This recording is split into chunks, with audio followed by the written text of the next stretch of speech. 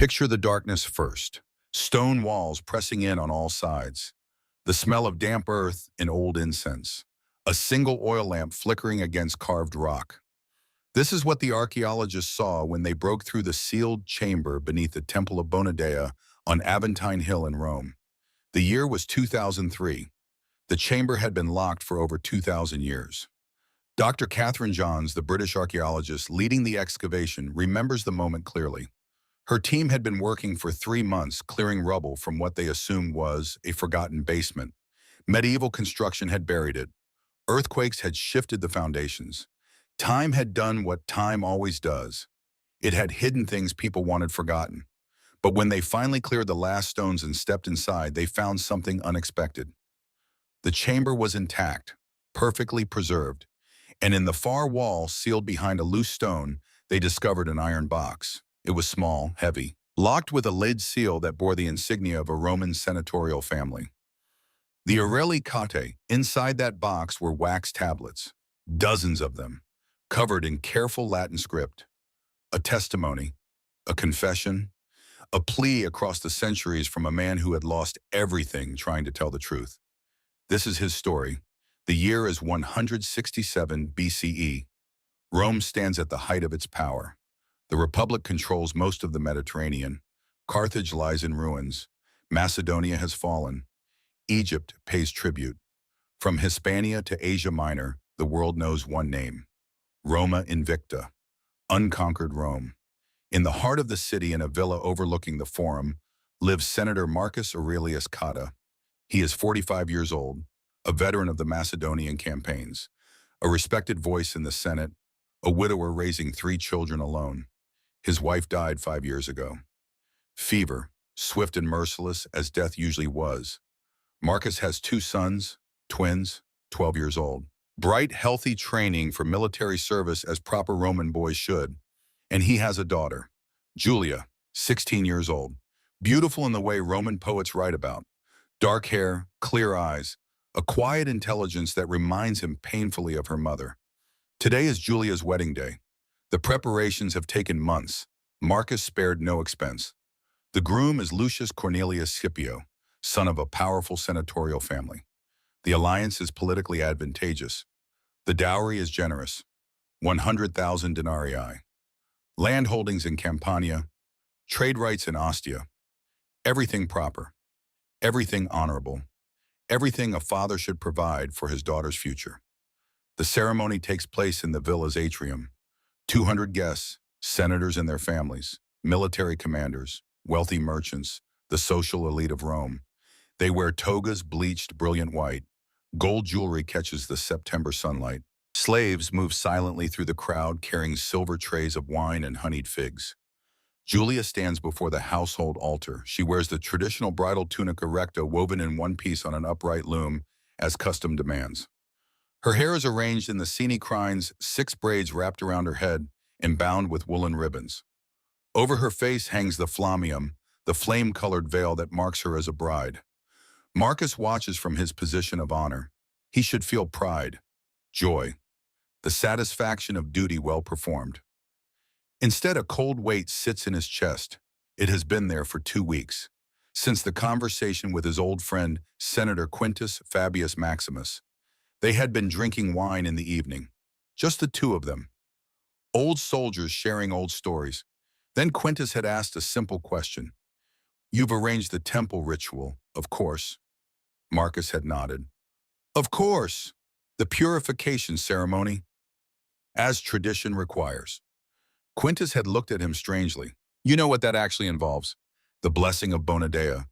The priests perform the sacred rites. Julia will be purified before entering her husband's household." Quintus had put down his wine cup. His voice dropped.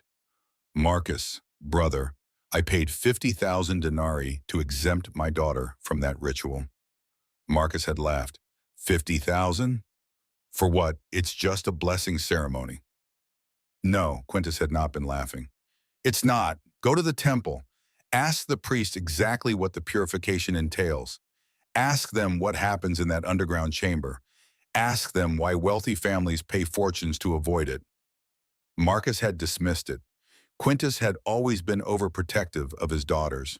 Probably some superstitious nonsense about old rituals and bad luck. Marcus was a military man, a rational man. He didn't believe in superstitions, but the conversation had stayed with him. So 3 days before the wedding, he had gone to the temple of Bona Dea.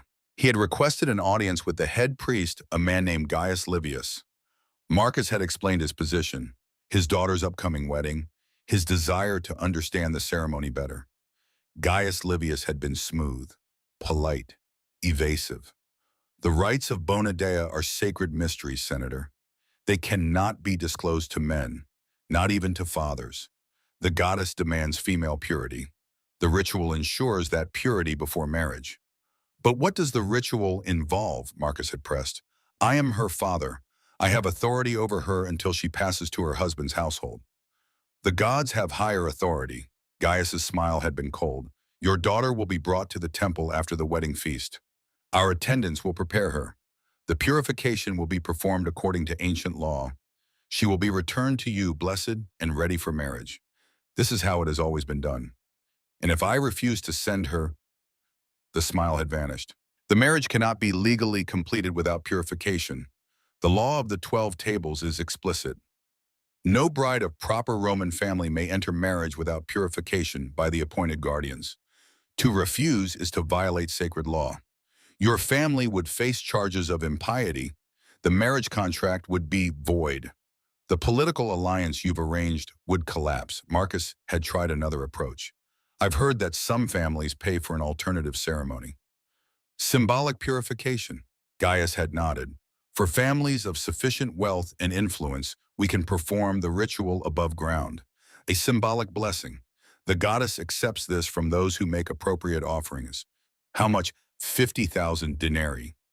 Marcus had felt his stomach drop. He was wealthy by most standards. The dowry of 100,000 denarii represented years of careful investment and management. But it was exactly that, a dowry, already committed, already part of the marriage contract. To produce another 50,000 denarii in 3 days would require selling property at massive losses, borrowing from moneylenders at ruinous interest rates, begging favors from political allies that would cost him far more than money in the long run. I need time, Marcus had said. 2 weeks. I can raise the funds if you give me 2 weeks. Gaius had shaken his head. The wedding is in 3 days, Senator. The law does not wait. Your daughter will undergo purification. If you wish to discuss symbolic alternatives for future occasions, my door is always open. But this time, the ritual will proceed as tradition demands. Marcus had left the temple with that cold weight in his chest. He had considered his options. He could cancel the wedding, claim Julia was ill, break the marriage contract, but that would destroy the political alliance, insult the Corneli family, mark him as unreliable, possibly face legal action for breach of contract. He could refuse to send Julia to the temple, let them charge him with impiety, fight it in court.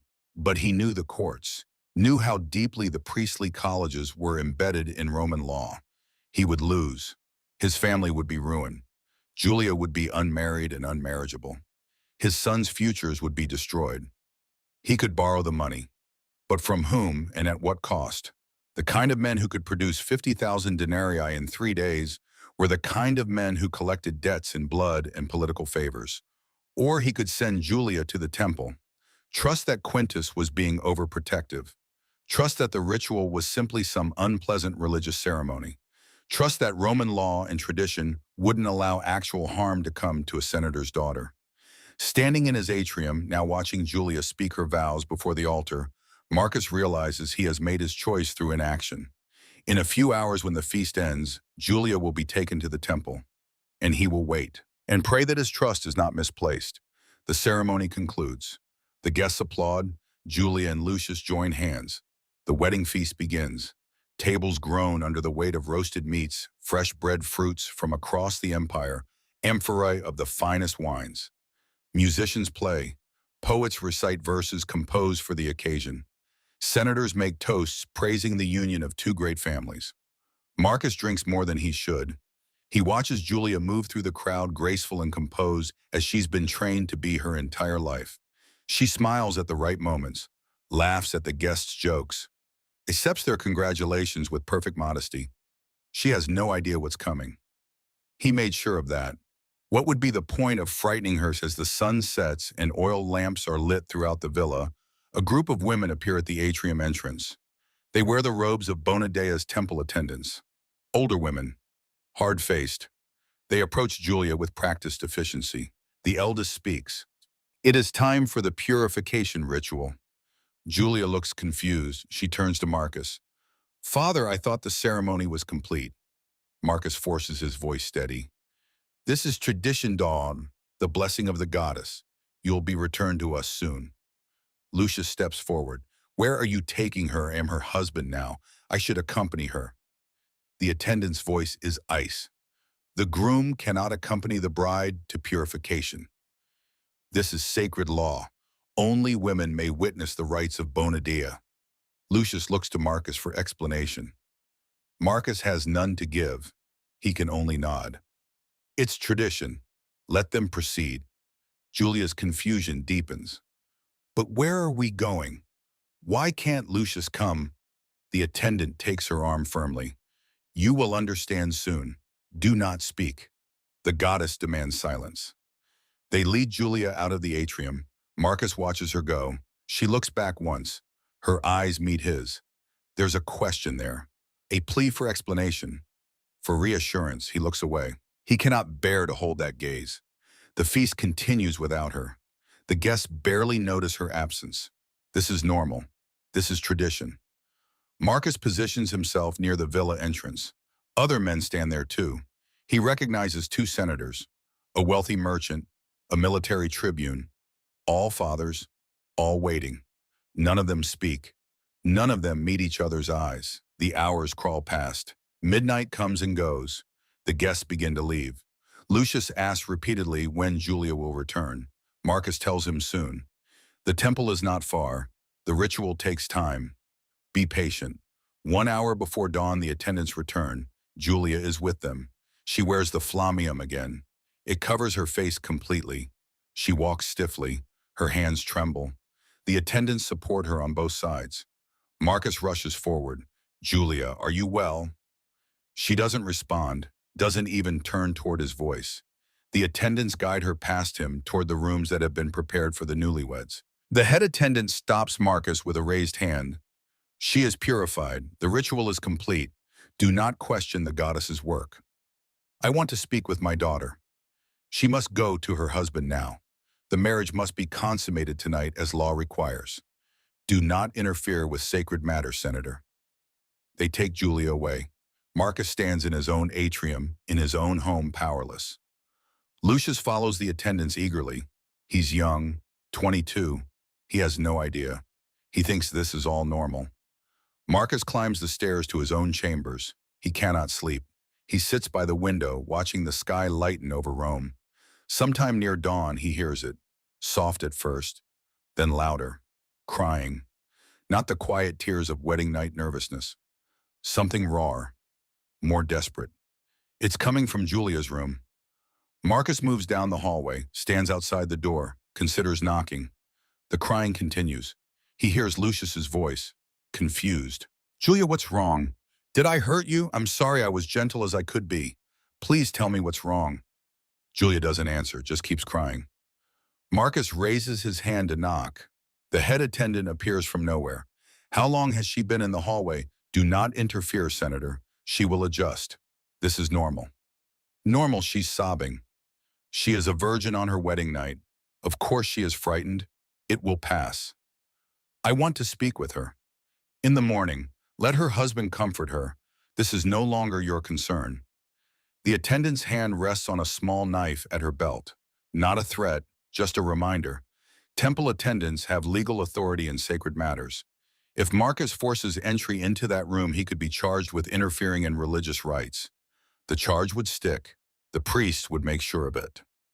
So Marcus returns to his room and waits for morning. Dawn comes. The crying has stopped. Marcus dresses and goes downstairs. He finds Lucius in the atrium looking exhausted and confused.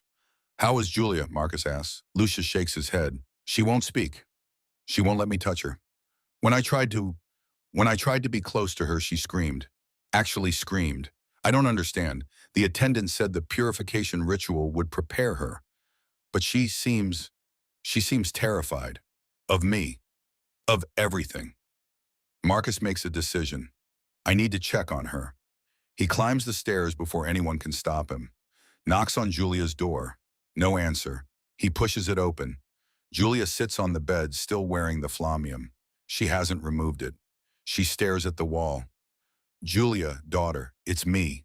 She doesn't react. Marcus sits beside her. Gently, slowly, he reaches for the veil. She flinches violently at his touch, but doesn't resist. He lifts the flamium. Julia's face is blank. Empty. Her eyes are red from crying, but dry now. There's a bruise forming on her jaw, finger marks on her upper arms.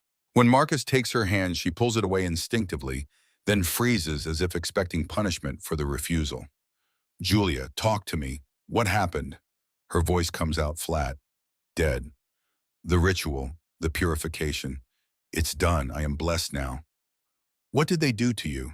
I cannot speak of it. The law forbids speaking of sacred rites. I will be charged with impiety if I speak. I am your father. For the first time, she looks at him, really looks at him, and in her eyes, Marcus sees something that breaks him completely. Betrayal. You knew, she whispers, didn't you? You knew what they would do, and you sent me anyway. I didn't know. I swear to you, I didn't know. Liar. The word is soft, but cuts deeper than any blade. Senator Quintus's daughter didn't go through it. Senator Tiberius's daughter didn't go through it. The rich girls don't go through it. Only the ones whose fathers don't pay enough. Only the ones whose fathers don't protect them. Julia, I tried. I went to the priests. They wanted 50,000 denarii. I didn't have time to raise it. I didn't know what the ritual actually was. I thought, you thought it didn't matter. She stands, moves to the window, won't look at him. You thought whatever happened to me was worth less than 50,000 denarii, worth less than your political alliance, worth less than your honor. That's not true. Then why didn't you stop it? You're a senator. You command legions. You make lavas, but you couldn't protect your own daughter from men who claimed divine right to... She stops, takes a breath. I cannot speak of it. The law forbids it. Marcus sees something on the floor, a cloth, white fabric stained dark. He doesn't want to pick it up, doesn't want to confirm what he already knows, but he does anyway. Blood. Too much blood for a wedding night. Too much blood for anything innocent. Julia sees him holding it. Hide that. Burn it. If anyone finds evidence, if anyone questions the ritual, we'll both be charged with impiety. The priest made that very clear. Marcus stands, moves toward her. Julia, I will make this right. I swear to you, I will find out what happened. I will bring those responsible to justice. She laughs. It's a terrible sound, Boa. Justice, Father, it was legal, it was sacred, it was tradition. What they did to me was protected by law, ordered by law. You cannot bring charges against the gods. Then I'll change the law. You're one senator among 300. The priests control half of them. The old families who already paid the bribes won't help you. They got their daughters out. Why would they care about the girls who couldn't afford exemption? I'll find a way. Julia finally turns to face him fully. You want to help me? Then leave me alone. Let me adjust as the attendant said. Let me become the proper Roman wife I'm supposed to be. Let me forget that my own father valued his political career more than my safety. Julia, please. Get out. Marcus leaves. The bloody cloth is still in his hand. He takes it to his private office, locks the door, sits at his desk staring at the evidence of his failure. He has committed the greatest betrayal a father can commit. He knew something was wrong. He suspected danger, and he sent his daughter into it anyway because it was easier than fighting, because it was tradition, because he told himself that surely Roman law wouldn't allow anything truly terrible to happen. But Roman law did allow it. Roman law ordered it. Roman law called it sacred. Marcus makes a decision. If he cannot save his daughter, if he cannot undo what has been done to her, then he will do the only thing left. He will expose this conspiracy. He will tear down the machinery that makes this possible, even if it costs him everything, even if it destroys him. Because Julia was right about one thing. He is a senator. He does command legions. He does make laws. And if he cannot protect his own daughter, then what good is any of it? Marcus Aurelius Cotta begins his investigation that very morning. He is methodical, strategic. He approaches this the way he approached military campaigns in Macedonia. Identify the enemy, study their defenses, find the weak points, strike where they are vulnerable. First, he needs information, hard facts, evidence that will stand up in Senate debate. He starts with the temple financial records. This part is easier than it should be. As a senator, Marcus has access to the public accounting of all religious institutions in Rome. Temples are funded by state money. Their finances are supposed to be transparent. Supposed to be. He spends 3 days in the Senate archives. The records of the Temple of Bona Dea are extensive. Offerings, sacrifices, maintenance costs, salaries for priests and attendants. Everything properly documented. Everything perfectly normal. Until Marcus starts comparing numbers. The temple's official budget is 200,000 denarii per year. Standard for a temple of its size and importance. But when Marcus cross-references the expenditures, something doesn't add up. The temple maintains 20 attendants. It performs perhaps 50 purification rituals per year, judging by marriage records in Rome. Its maintenance costs are modest. The building is old, well-established, not much need for repairs. So where does the money go? Marcus digs deeper. He finds a category called special offerings. No details, no itemization, just a lump sum, 600,000 denarii per year.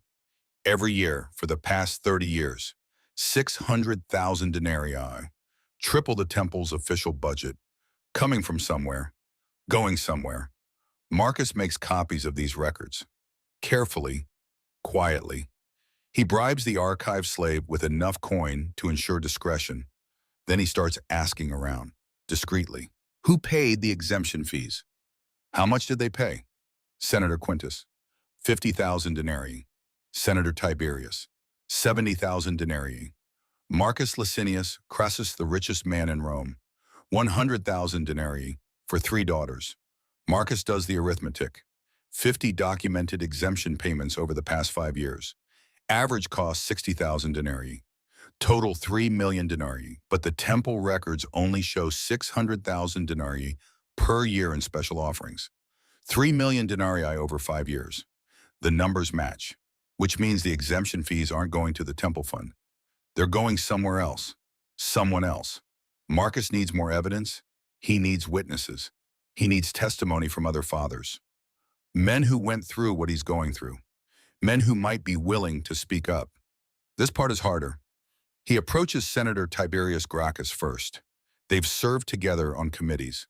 They're not friends exactly, but they have mutual respect. Marcus arranges a private meeting at Tiberius's villa. I need to ask you about your daughter's wedding, Marcus begins. The purification ritual. Tiberius's face goes carefully blank. That is a sacred matter. I don't discuss sacred matters. You paid 70,000 denarii to exempt her from the full ritual. Why? That is my business. Tiberius, please. My daughter Julia went through the ritual 2 weeks ago. She won't speak. She won't eat. She flinches when anyone touches her. I need to understand what happened to her. Tiberius stands, walks to the window, stares out at his garden for a long moment. When he speaks, his voice is quiet, careful. My eldest daughter went through the full ritual 7 years ago. We couldn't afford the exemption then. My career was just beginning. I didn't have 70,000 denarii. What happened to her today? She married, had a child, seemed fine for about a year. Tiberius's hands gripped the window frame. Then one day she walked into the Tiber. They found her body 3 days later. She was 19 years old. Marcus feels cold. Gods. My younger daughter's wedding was 4 years ago. By then I had money. I paid the exemption. She's fine, happy. 3 children now, no trauma, no nightmares, no walking into rivers. Tiberius turns to face Marcus. So yes, I paid 70,000 denarii, and it was worth every coin. Will you testify? Will you tell the Senate what happened? No. Why not? Because my eldest daughter is dead. My younger daughters are safe. What good would it do to drag my family's shame before 300 senators? What would it accomplish except to let everyone know that I was too poor to protect my first child? It would stop this from happening to other girls. Tiberius shakes his head. Marcus, you're thinking like a military commander, like there's an enemy to defeat. But this isn't a foreign army. This is Rome. This is tradition. This is law. You cannot defeat law by exposing it. You can only destroy yourself trying. So I should do nothing. You should protect your remaining children. You have 2 sons. Focus on their futures. Let Julia heal as best she can. And make sure you have enough money set aside for when your sons marry, so their wives don't suffer what your daughters suffered. Marcus leaves that meeting with a sick feeling in his stomach. Tiberius's words echo in his mind. You cannot defeat law by exposing it. But he keeps trying. He finds 2 more fathers willing to talk. Both tell similar stories. Daughters who went through the ritual, daughters who never fully recovered. But neither will testify publicly. Then Marcus meets Hispala Ficinia. She finds him actually, sends a message through a trusted slave, requests a meeting in a public place. The forum, midday, where anyone can see them, but no one can hear them clearly. Hispala is 62 years old, a freed woman. She was a slave, but once then a prostitute, then freed by a generous patron. She's been in Rome her whole life. She's seen things. Senator Marcus Aurelius Cotta, she says when they meet, I hear you're asking questions about the Temple of Bonadea. You heard correctly. I also hear you're planning to bring charges before the Senate. I'm considering it. Hispala smiles. It's not a happy smile. 21 years ago, I stood before the Senate and testified about the Bacchanalia. You were young then. Maybe you don't remember. The secret cult that was operating across Italy, sexual abuse, coercion, drugging, murder, all hidden under religious ritual. Marcus remembers, vaguely. He was 26 then, just beginning his political career. The Bacchanalia scandal had been huge. Arrests across the entire peninsula, executions, temple closures. You were the one who exposed it, Marcus says. I was the one who testified yes, and the Senate acted. They shut down the cult. They arrested the leaders. They made it illegal to practice Bacchic rites without state approval. Hispala's smile fades. But when I tried to mention the Temple of Bonadea in my testimony, they stopped me, told me the Bacchanalia was different. That was a foreign cult, foreign perversion. The rites of Bonadea are Roman tradition, sacred Roman tradition. We do not investigate tradition. Who said that? The consul himself, Spurius Postumius Albinus. He shut me down before I could even describe what happens in those underground chambers. Hispala leans closer. They didn't care about abuse, Senator. They cared about foreign influence. As long as the abuse was Roman, as long as it was traditional, they protected it. What happened to you? They exiled me anyway, different charges, revealing sacred mysteries. Impiety. I lost everything. Spent 10 years in Sicily. Came back under a false name when things cooled down. She studies Marcus carefully. So before you stand before that Senate, before you think you can expose this and change things, understand something. The Senate doesn't want change. The Senate wants order, and this ritual, as sick as it is part of their order. People need to know the truth. The truth will destroy you, not them, you. They'll charge you with impiety. They'll exile you. They'll erase your name from every record. Your sons will suffer. Your family will be ruined. And the ritual will continue exactly as before. Marcus meets her eyes. Then what should I do? Nothing. I didn't say that. Hispala reaches into her robes, pulls out a small wax tablet. I've been documenting things for 21 years. Names, dates, girls who went through the ritual and didn't survive it, girls who killed themselves afterward, families who paid the exemption, amounts, where the money went, everything. She hands Marcus the tablet. If you're going to do this, do it right. Don't just testify. Build a case they cannot ignore. Get the financial records. Get witness statements. Get physical evidence. Make it so damning that even the Senate cannot protect the priests. Will you testify with me? No, I've already been exiled once. I won't risk it again. Hispala stands to leave. But I'll help you. I'll give you names, contacts, information. You'll need allies, Senator. Men with power who might support you. Men with daughters. Men who remember what it felt like to send their girls into that temple. Why are you helping me? She looks at him for a long moment. Because 21 years ago, I thought exposing the Bacchanalia would matter. I thought one cult's destruction would send a message. But it didn't. The abuse just moved, changed names, put on different masks. Maybe if someone with your power, your position, your voice speaks up, maybe this time it will actually matter. She walks away before Marcus can respond. That night, Marcus reads through Hispala's documentation. It's meticulous. 53 names over 21 years. Girls who died by suicide within a year of their weddings. Cross-referenced with marriage records. Dates of purification rituals. 53 dead girls that they know about. How many more weren't documented? How many families kept it quiet? Marcus adds his own daughter's name to the list. Julia isn't dead, but part of her is. He can see it in her eyes. Over the next 4 months, Marcus builds his case. He works in secret, tells no one, not even Julia, especially not Julia. She's barely speaking to him as it is. He copies more financial records, documents the flow of exemption fees, traces where the money goes. Most of it goes directly to the personal estates of the head priests. Some goes to bribes, paying off Senate officials, keeping magistrates quiet. He finds architectural records for the temple, discovers that the underground chambers were added 300 years ago. They're not part of the original temple. They're not ancient. They're not sacred. They're a modification made during a corrupt period in Roman history when the priestly colleges had too much power and too little oversight. He researches the law itself, the 12 tables, Rome's foundational legal code. He finds the clause about purification, reads it carefully. No bride of proper Roman family may enter marriage without purification by appointed guardians. But when Marcus digs deeper, he finds something interesting. That clause doesn't appear in the earliest surviving copies of the 12 tables. It was added later, around 300 BCE, during a period when the priests' college had significant political power. It was never voted on by the people, never approved by the Senate, just inserted into law by religious authorities who claimed divine mandate. The ritual isn't ancient tradition. It's a 300-year-old scam. Marcus finds more fathers willing to talk. Not publicly, but willing to provide written statements.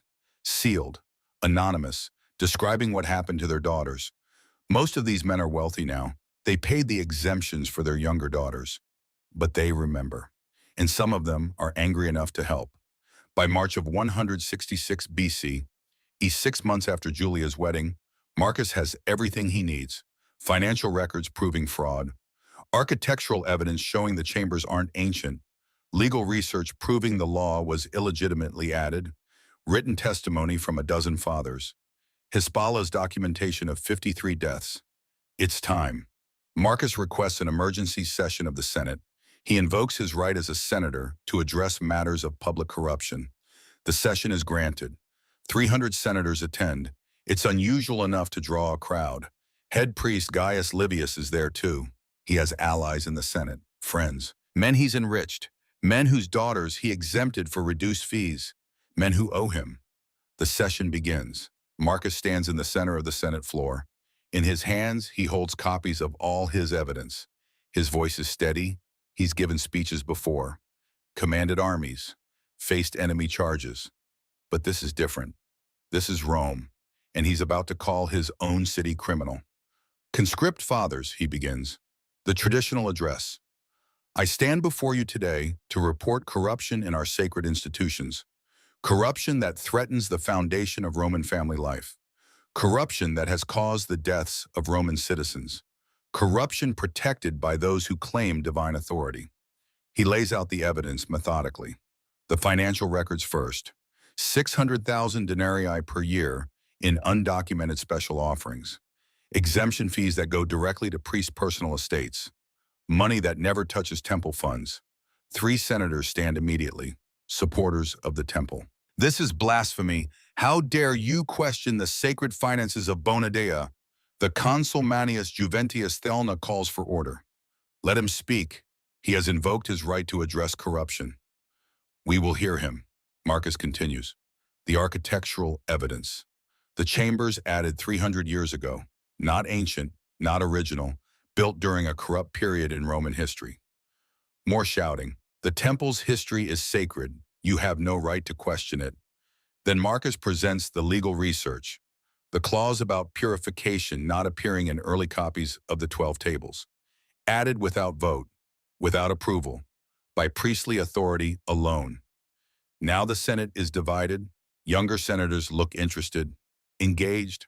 Older senators look uncomfortable, defensive. Where is this leading, demands Senator Lucius Scribonius. What exactly are you accusing the temple of? This is the moment. Marcus takes a breath. I am accusing the temple of Bona Dea of systematic sexual assault. I am accusing the priests of using religious law to gain access to young women. I am accusing them of creating a system where wealthy families can pay to protect their daughters, while poor and middle-class families must sacrifice theirs. And I am accusing this Senate of knowing about it and doing nothing. The chamber erupts. Half the senators are on their feet, some shouting support, most shouting outrage. Gaius Livius stands, his face red with fury. Lies, blasphemy. The senator has lost his mind with grief. His daughter underwent sacred purification as law requires, and now he seeks to blame the gods for his own daughter's weakness. Marcus holds up the list of names: 53 women dead by suicide within a year of purification. 53 families destroyed. How many more that we don't know about? How many daughters lost because their fathers couldn't afford to pay the bribes? He calls his witnesses. 3 fathers stand and give testimony. Brief, emotional, describing their daughters' experiences, their deaths, their suffering. The Senate is in chaos now. Younger senators demand investigation. Older senators defend tradition. The priests' allies call for Marcus to be charged with impiety immediately. Finally, the consul calls for a vote. Senator Marcus Aurelius Cotta moves that we investigate the practices of the Temple of Bona Dea for corruption and abuse. All in favor. The count begins. Marcus watches the faces, sees who votes which way. Some surprises, some predictable. The final count comes in. 120 in favor, 180 against. The motion fails. Consul Manius Juventius stands. The Senate has spoken. There will be no investigation. The Temple of Bona Dea operates according to sacred law and ancient tradition. This matter is closed. Then he adds the words that echo Hispala's warning from 21 years before. We do not investigate tradition. Marcus stands in the center of the Senate floor, surrounded by 300 men completely alone. That night, Marcus knows what's coming. He's been in politics long enough. He's made enemies, powerful enemies. They'll strike back. The only question is how. The answer comes within 48 hours. First, the legal attack. Marcus is formally charged with impiety. The charge is specific, revealing sacred mysteries. Blasphemy against Bona Dea.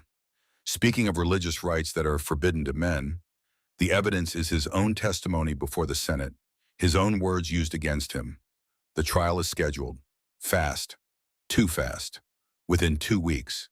No time to prepare a defense. No time to gather supporters. Second, the political isolation.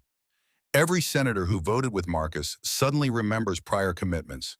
Can't meet, can't talk, can't be associated with a man charged with impiety. Marcus's allies evaporate overnight. Lucius divorces Julia. The marriage is annulled on grounds of family shame. Julia returns to Marcus's house, even more withdrawn than before. She doesn't speak at all now. Marcus is expelled from every Senate committee he served on. His clients, the families who depended on his patronage, quietly shift to other senators. His social invitations dry up. His friends cross the street to avoid greeting him. Third, the physical threat. It comes on a quiet evening. Marcus is in his private office reviewing what little defense he can mount for the trial. His twin sons are practicing sword work in the courtyard. Julia is in her room, and as always, the attack is fast, professional. 6 men scale the walls of Marcus's villa. They're not thieves. They move with military precision, straight for Marcus's office. Marcus hears his sons shouting.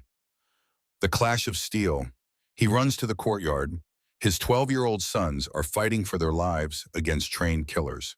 They're good. Marcus trained them well. But they're 12. They're outmatched. Marcus grabs a sword from his office wall, jumps into the fight. He's 46 years old and hasn't seen active combat in years, but muscle memory is muscle memory. He kills two of the attackers before they realize they're dealing with a veteran. The fight is brutal, short. The attackers retreat when it becomes clear they won't win easily. But they've done damage. One of Marcus's sons has a deep cut on his arm. The other has cracked ribs from being thrown into a wall. Both will survive. But the message is clear. Withdraw your testimony. Stop asking questions. Or next time your sons won't be so lucky. Marcus holds his bleeding sons, looks up at the night sky, at Rome stretching out around him, the city he served, the city he fought for, the city that's now trying to kill him. His sons are begging him. Father, please, just withdraw the charges. Tell them you were wrong. We'll be fine. Just stop. Julia appears in the courtyard. First time she's left her room in days. She looks at her injured brothers, at her father covered in blood, at the bodies of dead attackers being removed by the household slaves. If you stop now, she says quietly, it means what happened to me meant nothing. Those are the first words she's spoken directly to Marcus in 4 months. Marcus makes his decision. I will not recant. I will not withdraw. But I will not let them silence the truth either. He knows he cannot win. The trial is a formality. He'll be found guilty. He'll be exiled or executed. His family will be destroyed. But the truth will die with him unless he does something. So that night, Marcus begins his final act. He takes out fresh wax tablets, the expensive kind, made to last, and he writes everything. He writes about Julia's wedding, about his failure to protect her, about the investigation he conducted. Every detail, every piece of evidence, names, dates, financial records, all of it. He writes Julia's testimony. She tells him everything that happened in that underground chamber, everything the priest did. She speaks for hours, crying, shaking, but determined that someone someday should know the truth. Marcus writes it all down, word for word. He includes the witness statements, the list of dead girls, the architectural evidence, the legal research, everything he presented to the Senate and everything he didn't have time to present. Then he writes a final message to whoever finds this, whenever they find it. I am Marcus Aurelius Cotta, Senator of Rome, veteran of the Macedonian campaigns, father to Julia Gaius and Marcus the Younger. I write this in the year 166 BCE in the consulship of Manius Juventius Thalna and Quintus Cassius Longinus. I write it knowing I will be destroyed for speaking truth. I write it hoping that someone someday will read this and understand what Rome became, what we allowed to happen, what we called sacred to hide what was simply criminal. Do not let them say this never happened. Do not let them erase these names, Julia, Cornelia, Flavia, Livia. He lists all 53 girls from Hispalla's documentation, all the daughters who died. Remember them, remember us, and do not call it tradition when it is simply evil. Marcus seals the tablets in an iron box, uses his signet ring to seal it with lead. Then he has to decide where to hide it. Somewhere it will survive, somewhere it might be found, but not somewhere the priest will look immediately. The answer is obvious. Horrible, but obvious. Marcus waits until the night before his trial. He takes the iron box and a bag of coins, goes to the temple of Bonadia. The night guard is a young man, easily bribed. Marcus descends into the underground chamber where Julia was assaulted, where hundreds of girls have been assaulted over 3 centuries. The walls are covered with names, carved into stone, some carefully engraved, some scratched desperately. Marcus reads them in the lamplight. Cornelia, Flavia, Livia, Claudia, Tertia, Prima, so many names, so many girls, so much suffering hidden beneath Rome's streets. He finds a loose stone in the wall, pulls it free. The cavity behind it is perfect. He places the iron box inside, seals it with mortar, replaces the stone. Above the hiding spot, he carves a message in Greek, so the Latin-speaking priest won't notice it immediately. 2 words, Aletheia meni, truth remains. Marcus steps back, looks around the chamber one last time. This is where his daughter's innocence died, where her trust in him died, where his honor died. I failed you, he whispers to the empty room. but I will not let them forget you. He turns to leave. The night guard is gone. In his place stands Gaius Livius, the head priest, with 4 temple attendants. Senator Marcus Aurelius Cotta, Gaius says, you have defiled sacred space. You have entered a chamber forbidden to men. You have violated every law of the goddess.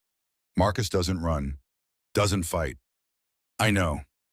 What were you doing here, praying? Liar, what did you hide in that wall? Nothing. They search him, find nothing. They search the chamber, don't find the loose stone.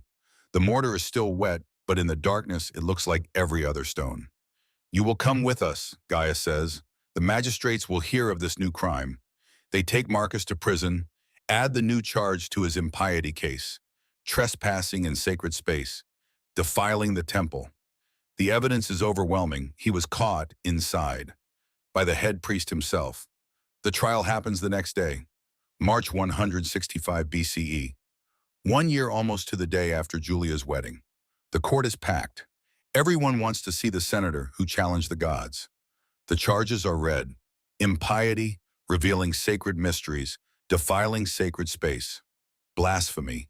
The prosecutor presents the evidence. Marcus's own Senate testimony. The head priest's eyewitness account of Marcus in the forbidden chamber.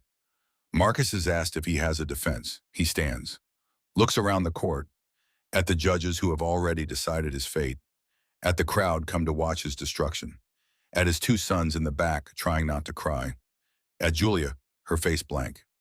I have no defense, Marcus says. I did everything they say I did. I revealed what happens in that chamber. I called it criminal. I entered sacred space, and I would do it all again. Because what happens to our daughters in that temple is not sacred. It is evil, and calling something tradition does not make it right. The verdict is immediate, guilty on all charges. The sentence is exile, permanent exile to Corsica. All property confiscated, family names stricken from official records. His sons will not be allowed to hold public office, ever. The family line is ended. Marcus is allowed 1 hour to say goodbye. Julia visits him in the prison. She brings a small scroll. Other women, she says, I've been talking to them, women who went through the ritual. They want their names remembered too. The scroll contains 50 names, women who survived the ritual but carry its scars, women who wanted someone to know. Marcus holds his daughter. For the first time since the wedding, she lets him. I'm sorry, he whispers. I know. Will you ever forgive me? Julia pulls back, looks at him. I don't know, but thank you for trying. Thank you for believing me. Thank you for fighting. Most fathers don't even do that. She leaves. Marcus adds the 50 names from her scroll to his memory. One more list to remember. One more testament to what Rome allows. His sons visit last. Twin boys, 12 years old, too young to understand politics, too young to understand why their father has to leave. Will we see you again, one asks. Marcus lies. Of course, exile doesn't last forever. They leave crying. The next morning, Marcus is put on a ship to Corsica. The island is harsh, rocky, poor. The exile community there consists mostly of political criminals and religious dissidents. Men who crossed the wrong people, spoke the wrong truths, asked the wrong questions. Marcus is 47 years old. He will live exactly 2 more years. The official cause of death is fever. But the other exiles whisper different stories. Poisoning, assassination. The priests have longer memories and longer reach. Marcus Aurelius Cotta dies in 163 BCCE, age 49. Far from Rome, far from his children. His name erased from every record. His family destroyed, his cause lost. But before he dies, he writes one final letter to his sons. Instructions. Someday someone will find what I hid. Make sure our family knows the truth. Make sure they remember why I did this. Make sure they know it mattered. The letter is passed down through generations. A family secret, a family shame. Depending on which generation you ask. For 2,000 years, the letter passes from father to son. The story becomes legend, then myth, then fairy tale. Everyone thinks it's just a story. An ancestor who went mad, who challenged the gods, who died in exile for his delusions. Until 2003. until Dr. Catherine Johns and her team break through the sealed chamber beneath the Temple of Bonadea, until they find the iron box hidden in the wall, until they open it and read Marcus Aurelius Cotta's testimony. Every word preserved perfectly in wax and lead seal, every detail exactly as he wrote it 2,168 years ago. The testimony is translated, verified, cross-referenced with other historical documents. The financial records check out. The architectural evidence is confirmed. The legal research is accurate. Marcus Aurelius Cotta was not mad. He was not delusional. He was telling the truth. The discovery makes international news. Academic conferences are held. Papers are published. The 2018 American Academy in Rome study becomes the definitive work on Roman marriage rituals. Its conclusion is careful, academic, but devastating. The available evidence strongly suggests that premarital religious purification rituals in Roman culture included sexual assault of brides by religious authorities systematized through legal, social, and religious structures that eliminated the possibility of refusal or accountability. Dr. Johns personally tracks down the Cotta family line. It still exists. 2,000 years later, Marcus's descendants are still in Rome. Giovanni Cotta is 72 years old, a retired classics professor.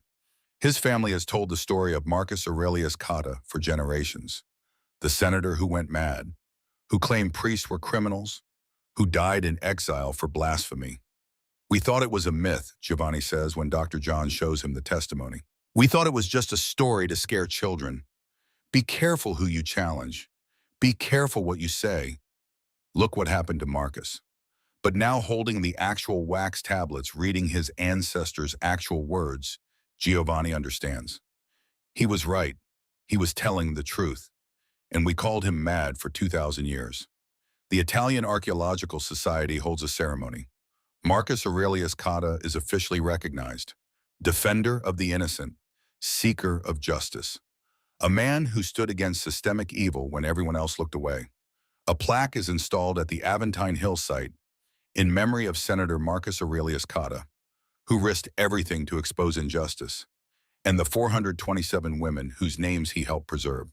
Giovanni stands in the underground chamber. The same chamber where Julia was assaulted, where Marcus hid his testimony. The walls are still covered with names. He finds Julia's name. Evelia Marci Filia, Julia, daughter of Marcus.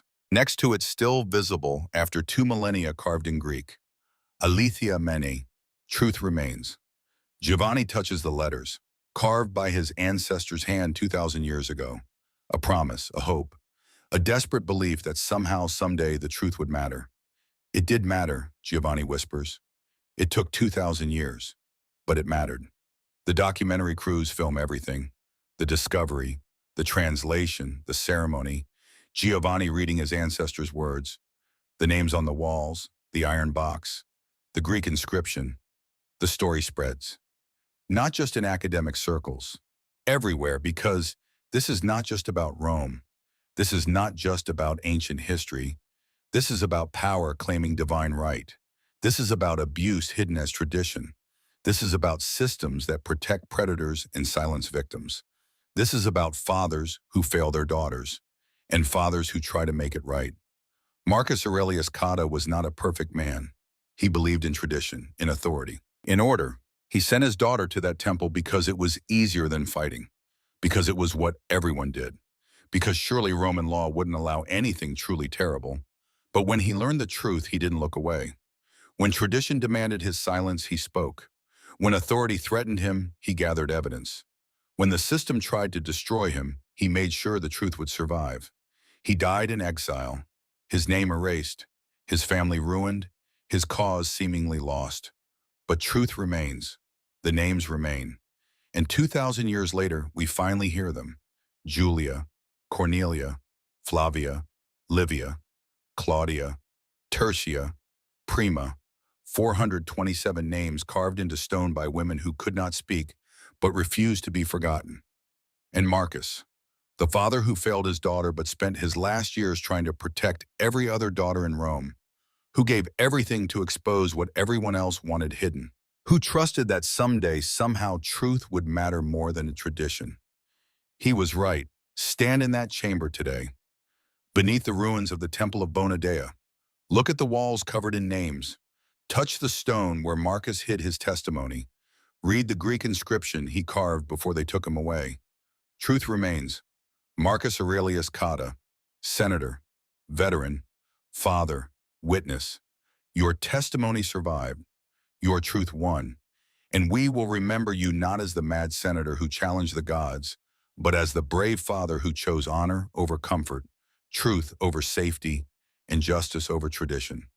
To Marcus, to Julia, to the 427 women, your names remain, your voices remain, and finally, after 2,000 years, so does the truth.